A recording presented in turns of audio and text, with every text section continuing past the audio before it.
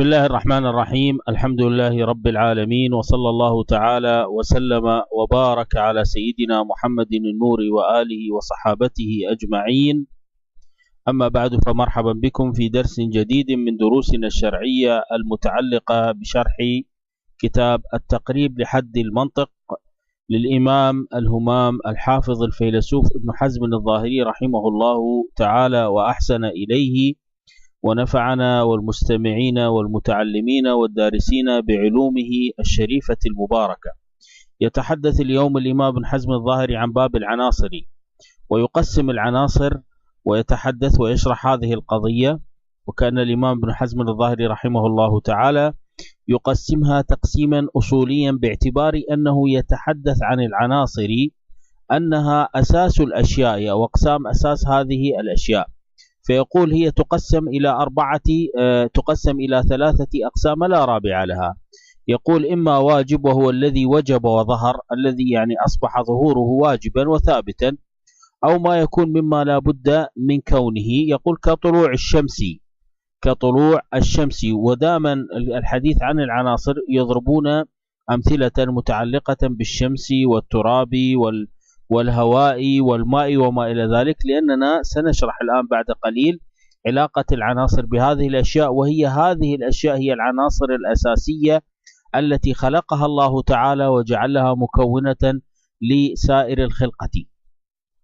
ثم قال كطلوع الشمس كل صباح. وما هذا ماذا يطلق عليه؟ هذا يطلقون عليه بأنه عنصر واجب الحدوث، لأنه واضح وجلي، وهذا يسمى في الشرائع فرض لازم، يعني من اللزوم ومن الفريضة أن تطلع الشمس كل صباح، حتى أنت رأيتها أو لم تراها فهي تطلع، حجبها الغيب أو لم يحجبها الغيب فهي تطلع، إلا إن أراد الله وشاء ولم تطلع الشمس.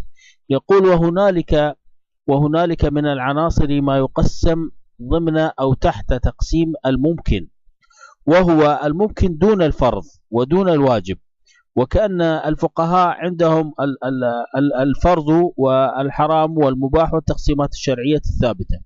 أما عند الأحناف هنالك فرض وهنالك واجب، وهنالك باطل وهنالك فاسد.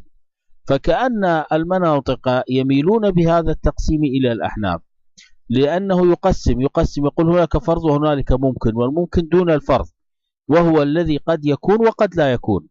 أما الفرض عند المناطق فهو لازم الحدوث وواجب الحدوث، أما الممكن فقد يكون وقد لا يكون.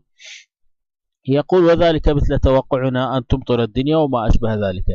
يقول وهذا يسمى بالشرع الحلال والمباح. وأما شيء ممتنع وهو الذي لا سبيل إليه، كبقاء الإنسان تحت الماء يوما كاملا، هذا الشيء الممتنع، وعند علماء العقيدة يسمونه المستحيل، وعند الفقهاء ربما يطلق عليه ضمن الحرام وضمن الذي لا يجوز ولا يباح. كبقاء الإنسان، يعني ليس ممكنا أن يبقى الإنسان تحت الماء شهرا كاملا، أو يعيش شهرا كاملا بلا هواء أو بلا طعام، أو أن يمشي الإنسان على الماء، أو يمشي الإنسان أو يطير في الهواء بلا حيلة. يعني إما أن يكون هذا نبيا وهي معجزة له، أو أن يكون على سبيل الكرامة، أن يكون وليا فتكون في سياق الكرامة. أما بدون حيلة من هذه الحيل، أي بدون وسيلة من هذه الوسائل، فإن هذا الأمر يعتبر ممتنعا وغير ممكن. وهنا يقول ثم الممكن ينقسم أيضا أقساما ثلاثة لا رابع لها. فهنالك ممكن قريب كإمكان وقوع المطر، فأنت تقول ممكن أن تمطر الدنيا قريبا أو تمطر السماء قريبا، فهذا ماذا؟ هذا نقول ممكن قريب. هذا إذا كانت هنالك قرينة، مثلا إذا رأيت أنت أو رأى الناس تكاثف الغيوم، فهنالك قرينة تدل على وقوع المطر القريب، فهذا يطلقون عليه بالممكن الغريب. أو كان هنالك زمان هو زمن المطر كأشهر المطر وما إلى ذلك. لكن إذا أنت قلت هذا في وسط الصيف، فهذا ما نطلق عليه، هذا نقول هذا ممكن بعيد. ويعني وضرب أمثلة في الممكن البعيد، كانهزام العدد الكثير من الشجعان عند عدد يسير، هذا ممكن بعيد. يعني إذا كان هنالك في معركة 1000 فارس أمامهم 10 من الضعفاء ومن البسطاء، فمن غير الممكن أن ينهزم هؤلاء 100 فارس أمام هؤلاء 10 من الضعفاء. هذا نسميه ممكن بعيد، يعني ممكن الوقوع ولكنه ماذا؟ ولكنه بعيد. ويضرب أمثلة يقول حجام يعني حارس أو خادم أو من يعمل في الحجامة في يلي الخلافة، يقول هذا ممكن، هذا من الممكن بعيد. طبعا هذا في زمنهم، أما في زمننا فإن سقطة القوم هم من يتولوا أمور المسلمين وليس علية القوم. هذا الآن أصبح في إطار علم المنطق هذا ممكن قريب وليس بممكن بعيد. وضرب أمثلة يقول وما أشبه ذلك. وكذلك نجد فيها هذا القسم المتوسط في الشرائع، هنالك ما يطلق عليه الوسط بين هذه الممكنات وهذه الواجبات، ويطلقون عليه يقولون المتوسط في الشرائع ينقسم أقسام 3 أيضا. فهنالك مباح مستحب ومباح مكروه ومباح مستوي، يعني مباح بين المستحب وبين المكروه. المباح هو معروف، هو الشيء الذي يمكنك أن تفعله ويمكنك ألا تفعله. والمباح المستحب هو ما كان أقرب إلى الاستحباب، وهذه قضايا قريبة من الأصول، قضية قريبة من أصول الفقه. والمباح المكروه ما كان أقرب إلى ماذا؟ إلى الكراهة. ومباح مستوي أي يستوي بين الكراهة وبين الاستحباب. فهنا المكروه يثاب لا يعاقب على فعله ويثاب على ماذا؟ على تركه. أما المباح فليس فيه ثواب ولا عقاب إلا إذا كان في طاعة أو ما إلى ذلك فإن فيه ثواب. وذكر ذلك وبينه وقسمه وضرب الأمثلة على هذه القضية. ثم يتحدث. نعم.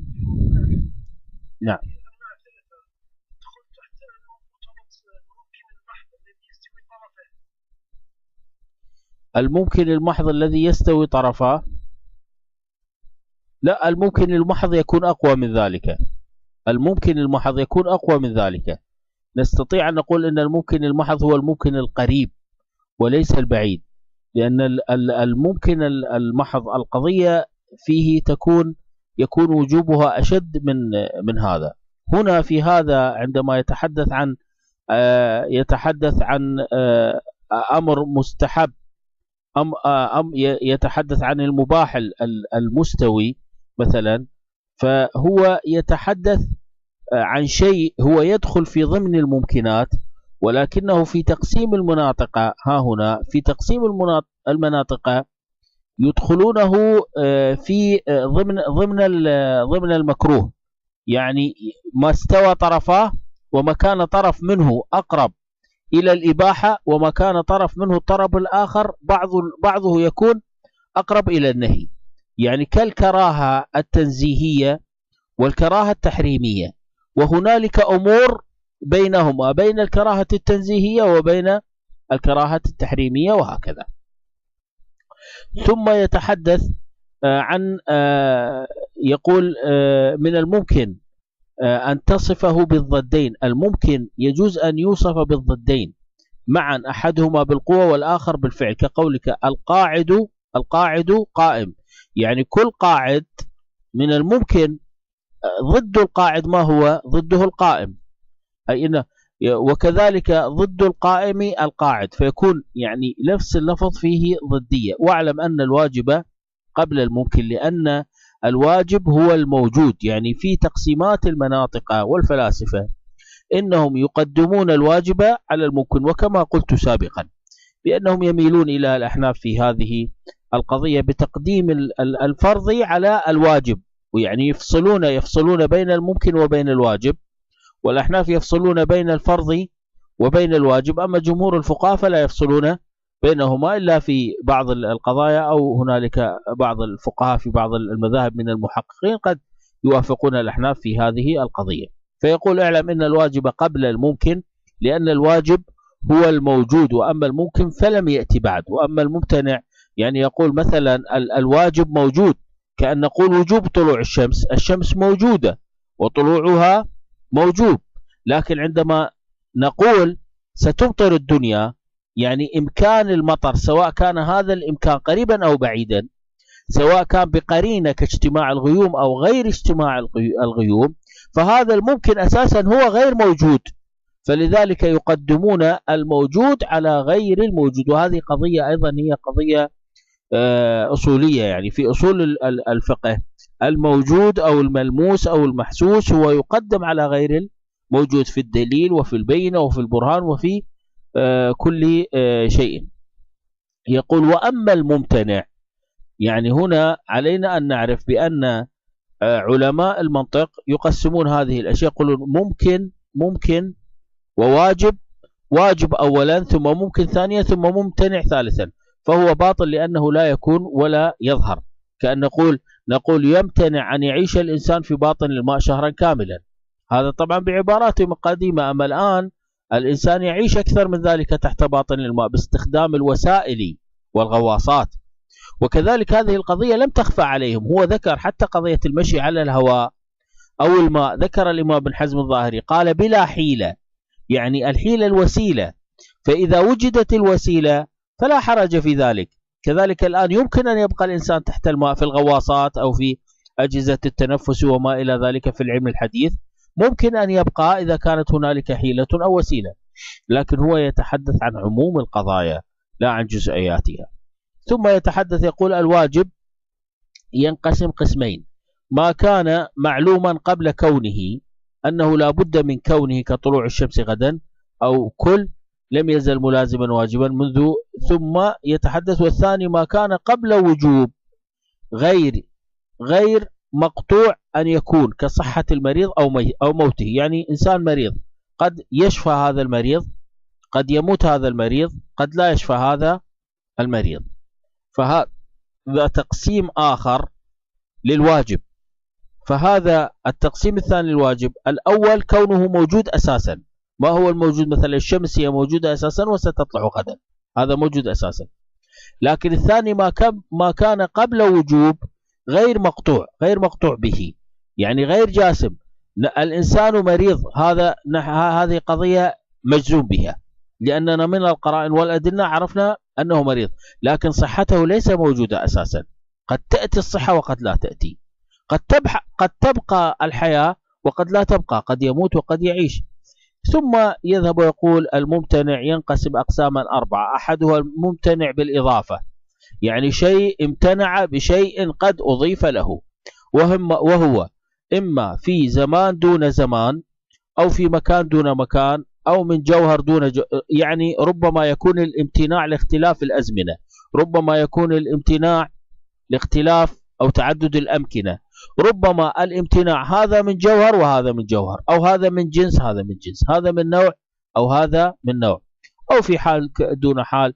يقول مثلا كوجوب كون الفيلة فاشية في الهندي، يعني من الطبيعي جدا ومن الواجب أن تكون الفيلة فاشية في الهند، يعني في هذا ممتنعة أن تكون فاشية في أرض السقالب، ضرب مثالا. أو خلنا نقول ممتنعة أن تكون فاشية في جزيرة العربي أو في أرض العربي. فلو جاء عندنا اثنان في قضية، وهذان الاثنان مثلا اختلفا على فيل، والقضية في الهند، فهذه قضية ممكنة والحكم فيها ممكن.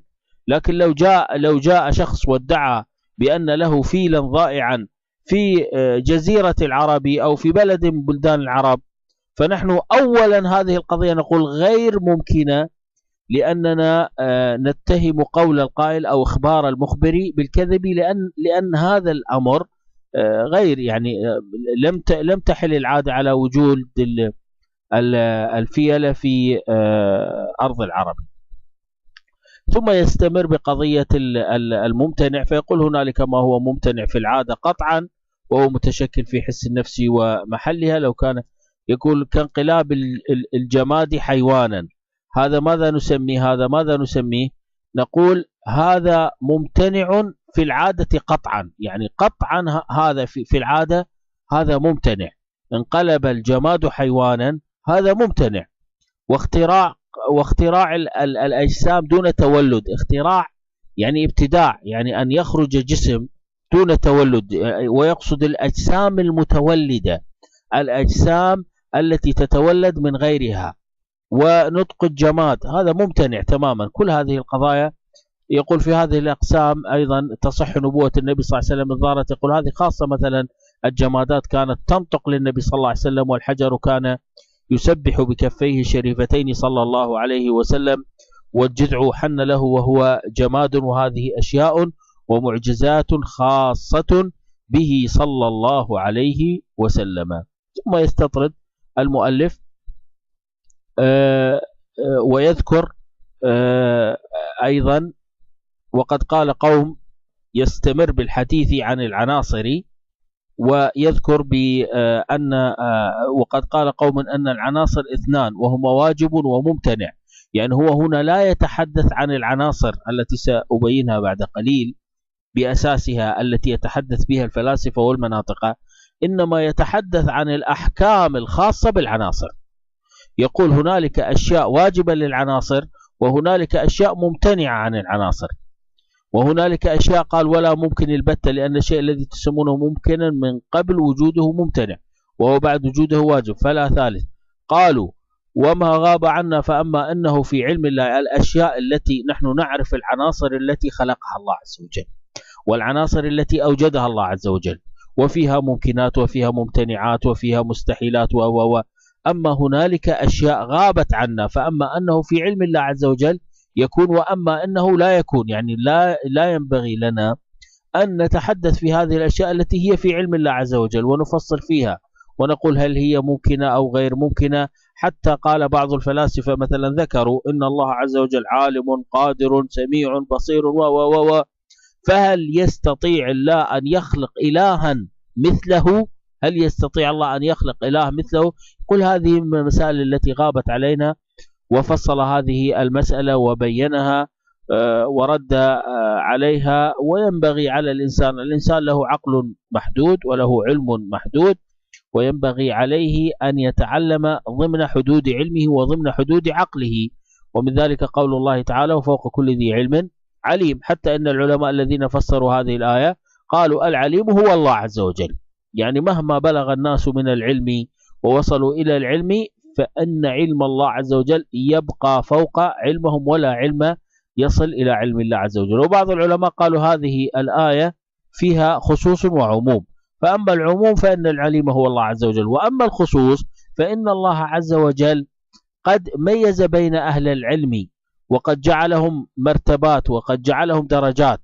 فهنالك من هو عالم، وهنالك من هو أعلم، وهنالك من هو أعلم منه، وهنالك من هو عليم، وفوقهم كلهم هو الله عز وجل. وهذا كلام صحيح. ثم ذكر الكلام في الإيجاب والسلب، وهو النفي. يعني السلب هو النفي ومراتبه ووجوهه. ويقول أن النفي المفيد معنى، والذي تنفي به ما أوجب خصمك إنما حكمه أن يكون للمحمول أولا. المحمول هي الصفة. الاسم مثلا نقول زيد منطلق، زيد اسم، والانطلاق هو الصفة المحمولة على زيد أو الموصوف به زيد. يقول هنا يذكر بعض المسائل ويقسم هذه القضية الكلام على الإيجاب والسلب والنفي.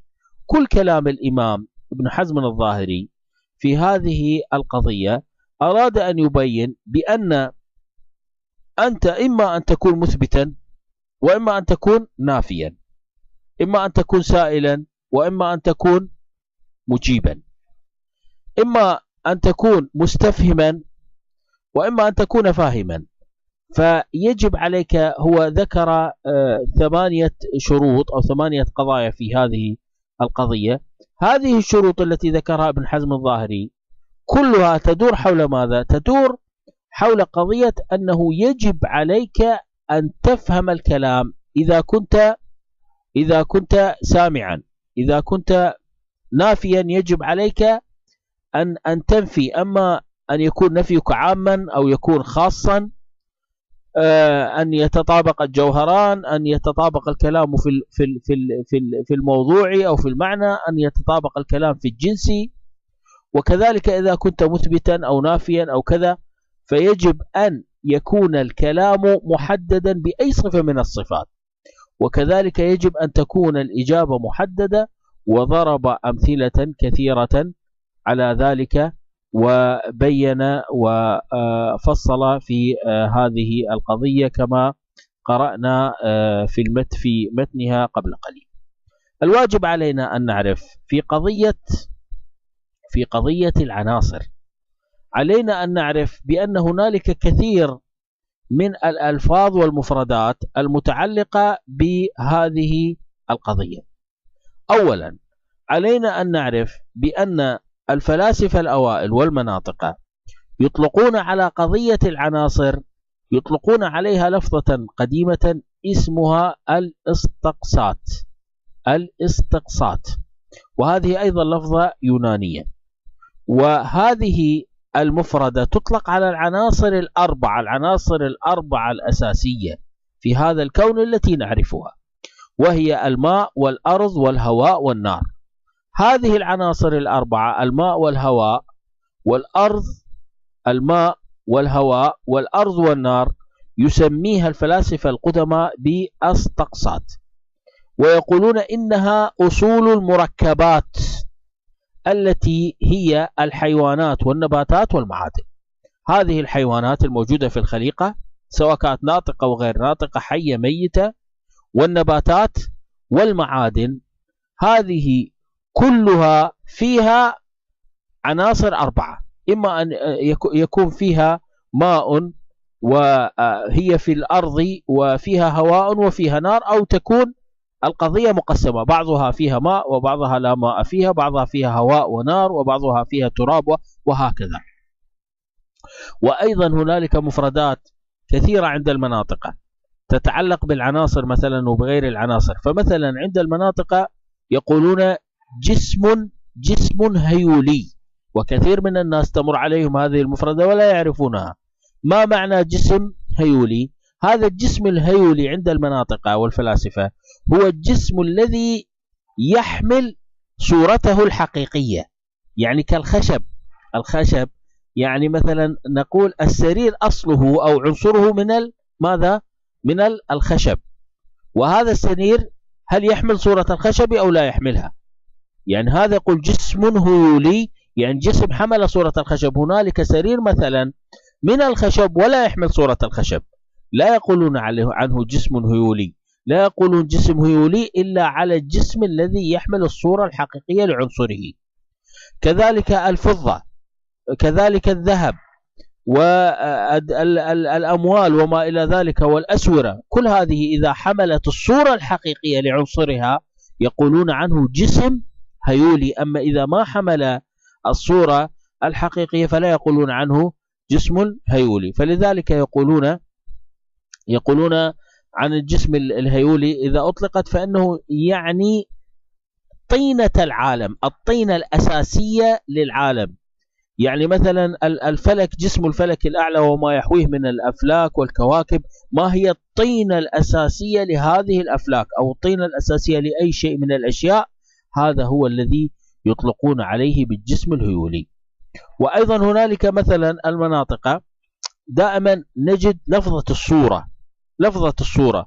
يتخيل بعض الذين يدرسون هذه القضايا أو من تمر عليهم هذه القضية يتخيلون صورة أي صورة. لا، الصورة عندما تجد العلماء المنطق يتحدثون بها، وخاصة عندما يتحدثون عن الصورة ويتحدثون عن الجسم الهيولي، ففي هذه الحالة هم يريدون الهيئة والشكل الذي تصور به هذا الجسم الهيولي. مثلا الخشب له هيئة معينة، لكن هو عندما تحول إلى سرير تحول إلى شكل آخر، أو عندما تحول إلى كرسي تحول إلى شكل آخر. فهذا ما يعنون به بصورة الجسم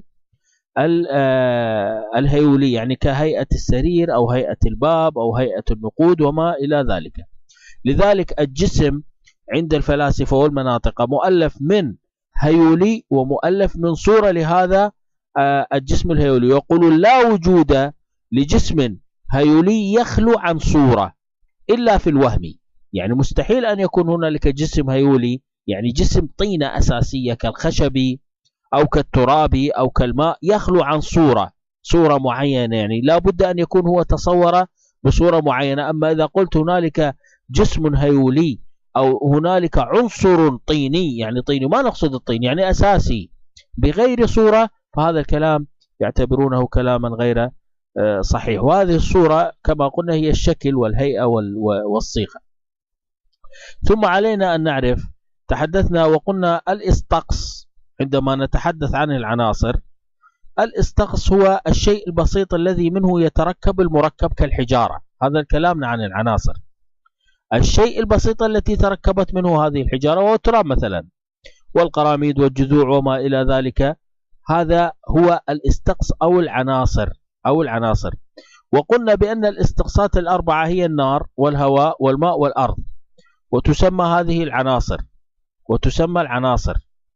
وهذه العناصر لها كيفيات أو صفات تتصف بها. هذه الكيفيات كما يذكر المناطق والفلاسفة القدماء يقولون هي الحرارة والبرودة والرطوبة واليبوسة. فمثلا الماء يتصف بالرطوبة، وحينا بالحرارة، وحينا بالبرودة، وكذلك التراب يتصف مثلا باليبوسة، وحينا ربما أيضا في الرطوبة، وحينا بالبرودة، وحينا بالحرارة، والنار تتصف بالحرارة، وهكذا. وهذه يعني سميت بالعناصر، وخاصة عند يعني الفلاسفة والمناطق يقولون هذه هي هذه الكيفيات حرارة وبرودة ورطوبة ويبوسة. وأيضا هنالك من الكيفيات الألوان، ومن الكيفيات المذاقات، يعني للماء مذاق معين، وللتراب مثلا مذاق يختلف عن مذاق الماء، وهكذا. وكذلك هنالك أشياء كيفياتها لا توصف بهذه الصفة، يعني بحرارة ورطوبة وبرودة، إنما توصف بالثقل والخفة. وهنالك أشياء توصف بالرخاوة والصلابة والعلوكة والهشاشة. وهنالك أشياء تتولد عن هذه الكيفيات كتولد الألوان الكثيرة عن اللون الواحد. وعلينا أن نعرف بأن المناطق يقولون عن مكان الشيء. نحن تحدثنا عن الحيز فيما سبق، وقلنا إن الحيز هو الجرم، وبعضهم يقولون الجرم هو الجسم، وبعضهم يفرقون بين الجرم وبين الجسم. ويتحدثون عن مكان الشيء. مكان الشيء هو سطح تقعر الهواء، سطح تقعر يعني المكان الذي ليس فيه جرم أو فيه شيء، هذا مكان فارغ. هذا الفراغ يطلقون عليه بالهواء. فإذا ما ملئ هذا الهواء أو المكان الفاضي بشيء فأصبح فيه جسم، وأصبح به جرم معين أو جسم معين. ومسألة الخلاء أو الفضاء عند المناطق والفلاسفة يقولون الخلاء مثلا هو المكان الذي فيه هواء، وبعضهم يقولون هو المكان المطلق الذي لا ينسب إلى متمكن، يعني لا ينسب إلى شيء قد تمكن فيه وقد شغله. وعند أكثر الفلاسفة أنه لا خلاء في العالم، يعني عند أكثر الفلاسفة أنه لا يوجد خلاء في العالم ولا خارج العالم. يعني ربما هنالك أشياء نحن لا نراها ولا نعرفها. الآن الجن يراكم هو وقبيله وأنتم لا ترونهم، فربما كوكب من الكواكب أو أرض من الأرضون أو سماء من السماوات وصلنا إليها أو لم نصل إليها، فيها خلقة، ربما فيها جن أو ملائكة ونحن لا نراها وهي ترانا. فلذلك الصحيح أنه لا يوجد مكان خلقه الله عز وجل وهو يخلو، وإن كان هنالك مكان خلقه الله عز وجل وهو يخلو فإن هذا المكان يخلو لحكمة أرادها الله عز وجل. وكذلك المدة مثلا عند المناطق والفلاسفة، المدة تطلق على بعض الزمان المطلق الذي لا تعده حركة أو ليس فيه حركة. وعندهم أيضا لا توجد مدة أو فترة زمنية خالية عن حركة إلا بالوهم، يعني إلا بالتوهم، إنك توهمت أو إنك لا تعرف. فيقولون أن كل شيء موجود في الكون فيه حركة جعلها الله، لكن ربما نعي الحركة لا نعيها. يعني الآن الروح موجودة في أجسادنا، والروح تتحرك وهي فينا وفي أجسادنا ونحن لا نعيها ولا نحس بها، فكيف بالأشياء الأخرى؟ فإذا كل شيء في الكون به حركة وبه وجود. وهنالك مثلا هنالك أجسام طبيعية وأجسام غير طبيعية. فمثلا الجسم الطبيعي يقولون هو الجسم المتمكن الذي ملأ حيزه ومكانه، الممانع المقاوم القائم بالفعل في وقته، يعني كأنهم يقصدون بالجسم الطبيعي هو الجسم الذي فيه حركة وفيه حياة وروح. يقولون وهنالك من الأجساد الطبيعية ما لا يتحرك، مثلا كهذا الحائط والجبل والإنسان وما إلى ذلك، يعني الحائط والجبل وغيره، وحتى الإنسان، هناك إنسان يتحرك وهنالك إنسان لا يتحرك لموت أو لمرض أو لسقم أو لإرادة أو غير إرادة. وهنالك جسم يطلقون عليه بالجسم التعليمي.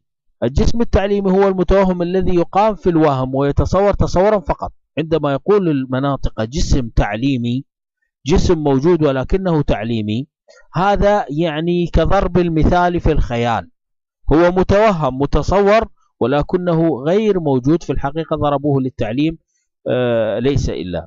ثم عندما يتحدث المناطق عن العناصر، ومن ضمن هذه العناصر الأجرام الفلكية، ويعرفوها يقولون هي أجسام، هذه الأجرام الفلكية يقولون هي أجسام فوق العناصر، أجسام فوق العناصر، يعني كأنهم يقصدون بأن هذه العناصر هي الموجودة في الأرض أو في الهواء، أما ما فوق طبقة الهواء فهي ما يطلق عليه بالأجرام الفلكية من الأفلاك والكواكب.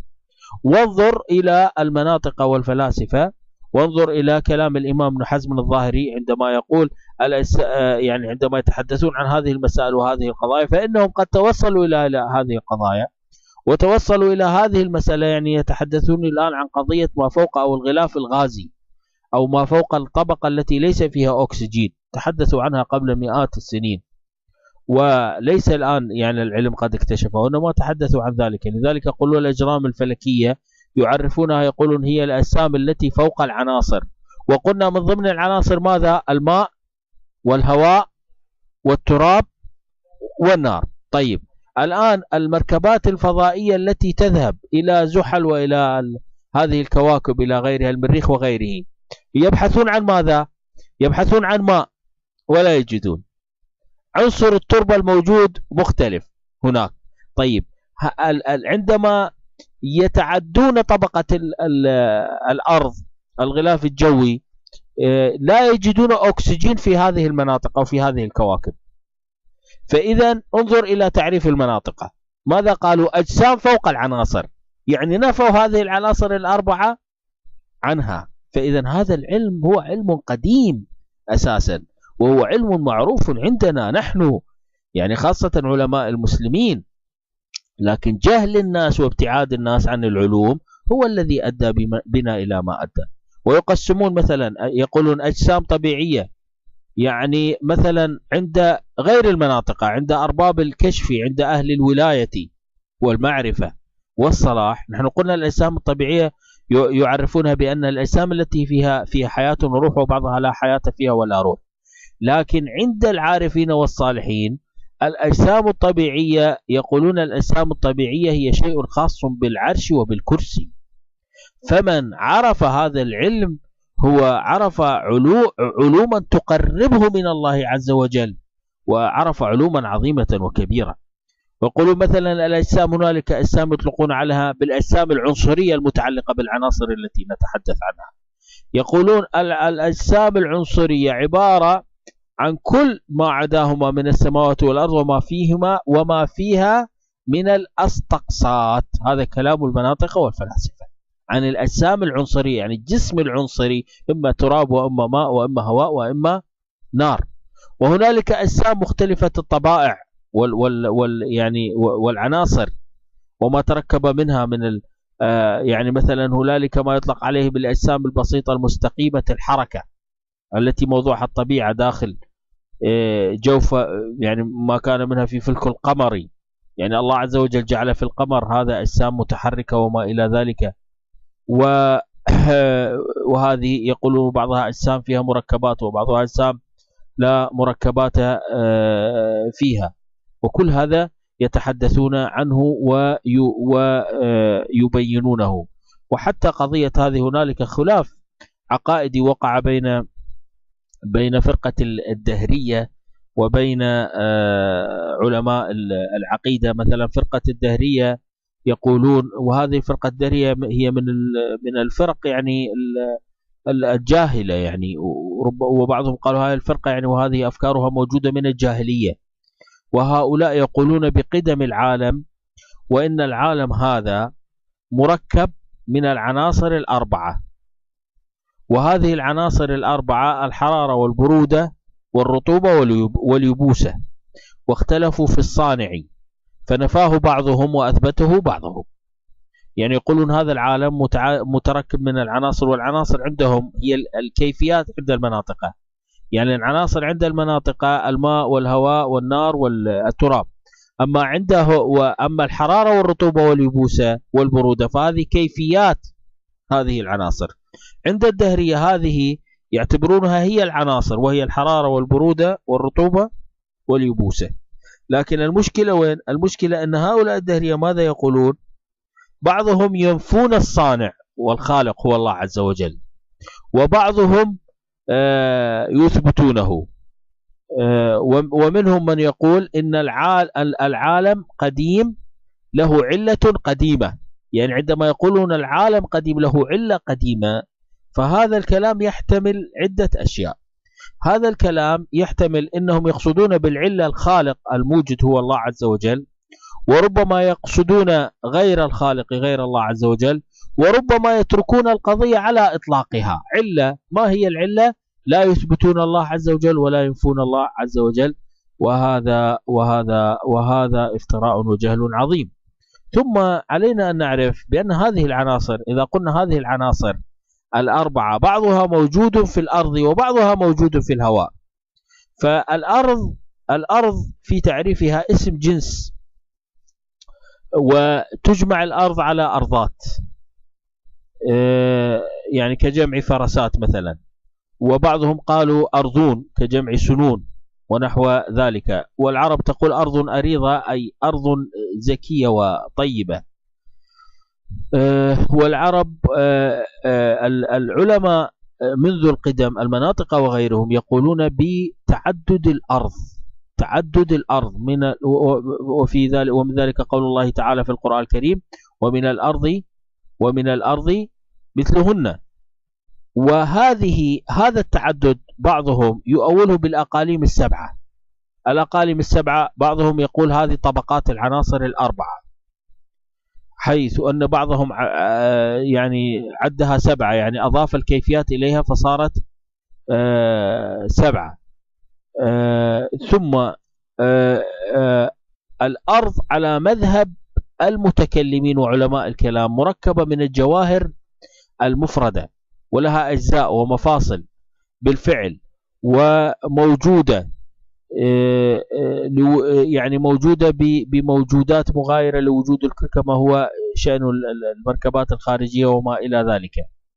وعلى قول الحكماء والفلاسفة بأن هذه البصائر، يعني هذه الأجزاء والمفاصل في الأرض، يقولون بأن الأرض التي عندنا ليست أرضا صرفة، فإنها لا ترى لكونها شفافة، بل مخلوطة بالماء والهواء، فهي مركبة من أجزاء موجودة بالفعل. يعني أيضا يرجعون إلى قضية العناصر الأربعة المكونة للأرض والمكونة للماء والمكونة للهواء. إذن هذه العناصر هي مكونة للأرض ومكونة للماء ومكونة للهواء ومكونة لأصول الموجودات وأصول الأشياء. ثم هذه الأجرام الموجودة في الهواء، الأجرام يقولون هذه الأجرام هي يعني جمع جرم بكسر الجيم، يطلق على الفلك وما فيه من الأجسام الصافية كالكواكب. يعني عندهم هنالك أجرام ليست صافية لا ترى بالعين المجردة، ولا هنالك أجرام ترى، وهنالك أجرام لا ترى أيضا. وبعضهم كما قلنا يفرق بين الجرم وبين الجسم، وبعضهم يقول أنه لا فرق بين الجرم ولا فرق بين الجسم، فكلاهما واحد وكلاهما متطابق ومتقارب.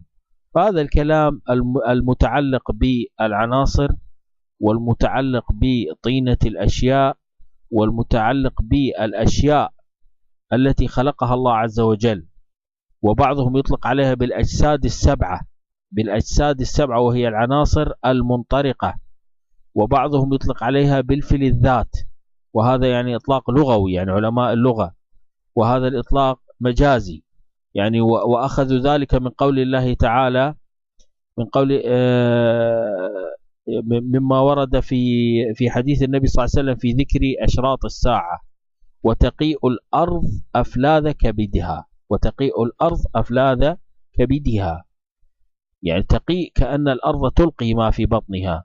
وبعضهم أول ذلك بأن الأشياء التي أو الكنوز التي خبأها الله عز وجل في الأرض، وأيضا استدلوا بقول الله تعالى: وأخرجت الأرض أثقالها، فهنا يعنون المعادن الموجودة في الأرض والكنوز المخبأة بالأرض وما إلى ذلك.